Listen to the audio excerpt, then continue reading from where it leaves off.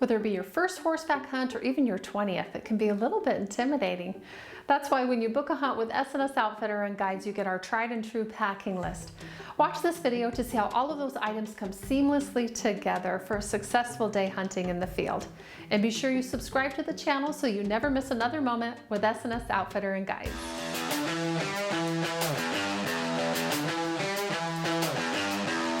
Every year, the S&S office fields several questions specific to the type of horse equipment that will be used on your hunt. So today we're out at hunt number 3, the camp that we use at hunt number 3. We're with one of my favorite horses, Lefty, and he's going to demonstrate to you exactly what we talk about when we talk about saddlebags, rifle scabbards, etc. What's a little bit different about the horseback hunt is the fact that you're using a horse. Now, many hunters have been on horseback hunts, but every year, at least half the people that come on this hunt have never ridden a horse on an actual horseback hunt. So there are some unique differences. So the first one we're going to talk about is how we carry the rifle. And so this is how we standardize set up our rifle scabbards. They're made out of leather. This is designed to fit on the right side of the horse, and the stock end is elevated a little bit higher than the barrel end so that the rifle doesn't slip out during the day. So it does ride underneath your leg, and we're going to talk about why this is so important. There's really no other place to carry a rifle, so all day long, the smaller rifle that you have, the less it's going to impinge upon your right knee, which is going to cause you a great deal of pain if your rifle's too large and there's too much bulk under here. So this is how the rifle's carried. Typical 6 to 7 pounds of rifle is going to take this saddle off balance a little bit, and so you have to compensate for that. We can't over tighten the horses. You have to compensate for it by how you load your saddlebags to try to put some more weight on the other side. So that's how the rifle's carried.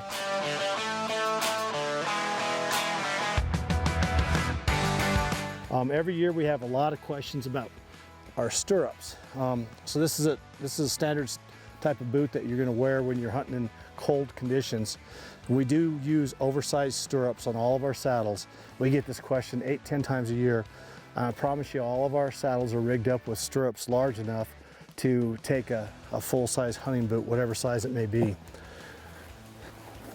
The saddlebags are supplied by S&S. Every horse has a set able to accommodate your lunch, bottles of water, smaller additional items you may need throughout the hunt. On the back of the saddle you can tie your rain jackets, cold weather gear, cold weather jackets, all for easy access throughout the hunt.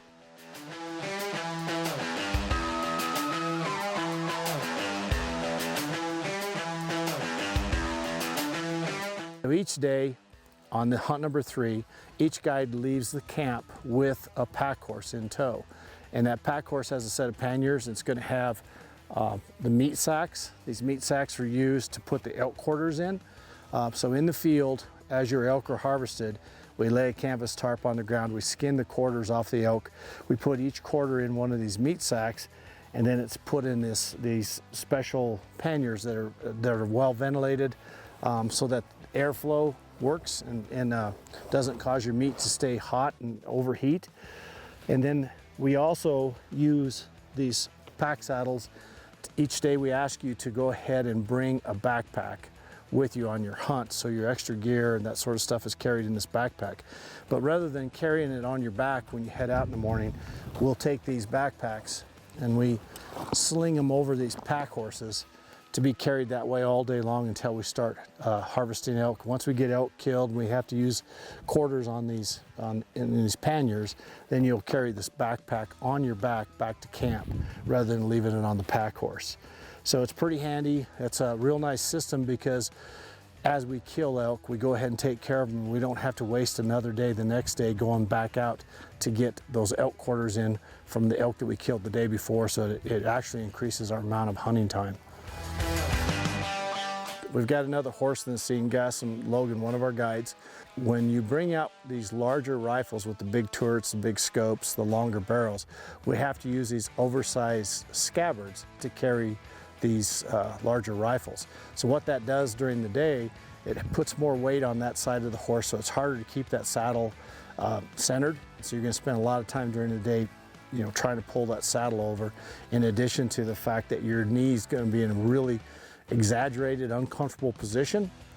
And by the end of the day, you're going to experience a lot more knee pain and leg pain by having this larger rifle underneath your right leg all day long. So it's something to think about. If you have a rifle at home that's a smaller rifle, more of a mountain type rifle, 6 or 7 pound rifle with a smaller, lower profile scope, that's the one you want to bring. S&S Outfitters has been in operation for 42 years. We consider ourselves leaders in the hunting and outfitting industry. After a lot of trial and error, we've come up with the type of systems that we use on these horseback hunts. We feel we conduct these hunts in a safe, efficient manner, and we hope to see you someday in our camp so you can experience some of the fine hunting that we have here at S&S Outfitters and in Wyoming. Thank you for watching. We hope you found that information helpful. Should you find you have further questions or you're simply ready to book with us, please give us a call.